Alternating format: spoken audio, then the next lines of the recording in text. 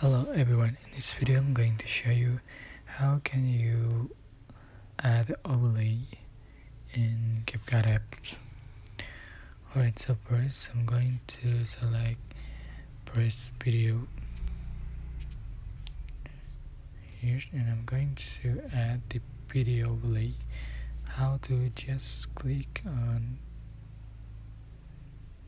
video and select overlay.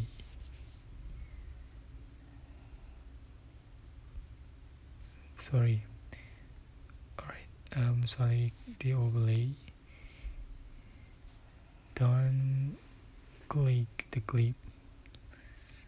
Just select overlay and select add overlay and select the video or the second video that you like to add as an overlay. For example, so you can just for the position and you can resize both fingers just for the position and size. That's it.